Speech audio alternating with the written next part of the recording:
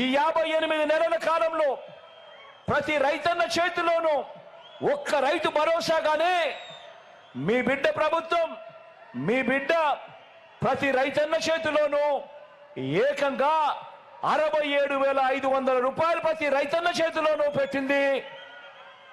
ఆలోచన చేయమని కోరుతా ఉన్నాను మీ అందరితో. అదే చంద్రబాబు నాయుడు గారి హయాంలో, అదే చంద్రబాబు నాయుడు గారు 5 ఏళ్ల పాటు ఆయన హయాంలో 87,612 కోట్ల రూపాయలు రుణమాఫీ పేరిట మోసం చేసిన చంద్రబాబు, ఆయన మనస్తత్వం ఎలా ఉంది?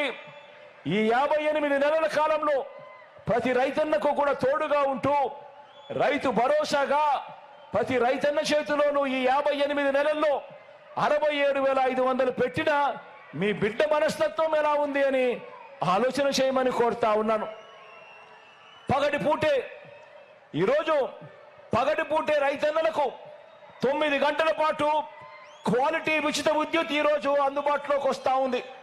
పగటిపూటే ఇంతకుముందు చంద్రబాబు నాయుడు గారి హయాంలో ఎప్పుడో రాత్రిపూట 12 గంటకో 1 గంటకో ఎప్పుడో కరెంట్ వచ్చేది. ఆ టైంలో ఎప్పుడో కరెంట్ వచ్చేటప్పుడు పోయేది, ఆ స్విచ్లు ఆన్ చేసుకోవాల్సిన పరిస్థితి నుంచి ఈరోజు పగటిపూటే 9 గంటల పాటు క్వాలిటీ ఉచిత విద్యుత్, గ్రామ గ్రామాన కూడా విత్తనం నుంచి పంట కొనుగోలు వరకు ప్రతి రైతన్నను కూడా చెయ్యి పట్టుకొని నడిపిస్తా ఉన్న ఆర్బీకే వ్యవస్థలు. ఈరోజు ప్రతి గ్రామంలోనూ ఆర్బీకే వ్యవస్థ కనిపిస్తా ఉంది. 0 వడ్డీ పంట రుణాలు మళ్ళీ ఈరోజు రైతన్న తలుపు తడతా ఉన్నాయి. రైతన్నలకు ఈరోజు మొట్టమొదటిసారిగా ఆర్బీకేల ద్వారా ప్రతి ఎకరా ప్రతి పంట ఈ క్రాప్ చేసి రైతన్నలకు మొట్టమొదటిసారిగా ఎప్పుడు చూడని విధంగా రైతన్నలకు ఉచిత పంటల బీమా ఇస్తా ఉన్న ప్రభుత్వం కూడా ఇప్పుడు మాత్రమే అని చెప్పి తెలియజేస్తా ఉన్నా. రైతన్నలకు నష్టం జరిగితే ఆ సీజన్ ముగిసేలోగానే కరువు వచ్చి ఆ సీజన్ ముగిసేలోగానే రైతన్నకు వరదలు వచ్చినా తుఫాన్లు వచ్చినా ఏ నష్టం జరిగినా కూడా సీజన్ ముగిసేలోగానే రైతన్నకు ఇన్పుట్ సబ్సిడీ ఇస్తా ఉన్న రోజులు కూడా కేవలం మీ బిడ్డ ఈ 58 నెలల పాలనలోనే జరుగుతా ఉంది అన్నది ఆలోచన చేయమని ప్రతి రైతన్నను కోరుతా ఉన్నా. ఇలా వ్యవసాయం చేస్తా ఉన్న ప్రతి రైతన్నకు కూడా మంచి జరిగిచ్చే విషయంలో ఎక్కడా కూడా వివక్ష చూపించలేదు. ఎక్కడా కూడా రైతన్నది ఏ కులము అని చెప్పి ఎప్పుడు అడగలేదు. రైతన్నది ఏ మతము అని చెప్పి ఎప్పుడు అడగలేదు. రైతన్నది ఎప్పుడు ఏ ప్రాంతం అని చెప్పి ఎప్పుడు అడగలేదు. రైతన్న ఏ పార్టీ వారు అని చెప్పి కూడా ఎప్పుడు అడగలేదు. రైతన్నను రైతుగానే చూశాం, రైతన్నను రాజుగానే చూశాం, రైతన్నను గుండెల్లో పెట్టుకొని పరిపాలన చేసిన రైతు పక్షపాత ప్రభుత్వాన్ని మనది అని కూడా చెప్పడానికి గర్వపడతా ఉన్నా.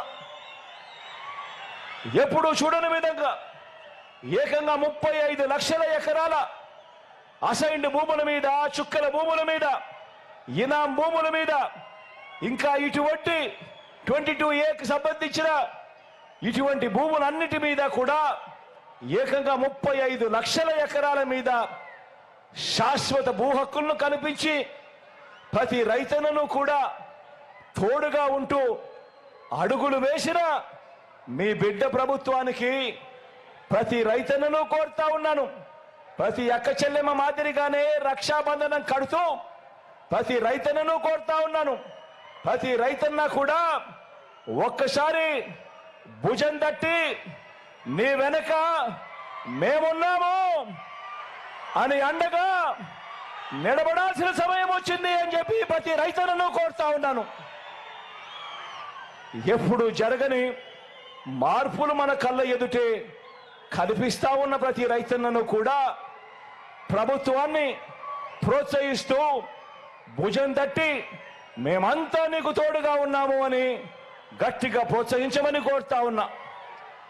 మరి రైతన్నలంతా రైతు వ్యతిరేక పార్టీలను, రైతు పేరు పలకటమేవో నేరం కింద భావించే పార్టీలను రైతులను మోసం చేయడమే పనిగా పెట్టుకున్న పార్టీలను, వ్యవసాయం దండగన్న పార్టీలను వారికి మద్దతిస్తారా, లేక రైతన్న ముఖంలో చిరునవ్వును చూడాలని, వ్యవసాయం పండుగగా మార్చాలని మీ రైతు బిడ్డగా మీ భూమిపుత్రుడికి మద్దతు పలుకుతారా అని చెప్పి ప్రతి రైతులను కోరుతా ఉన్నాను ఈ సందర్భంగా.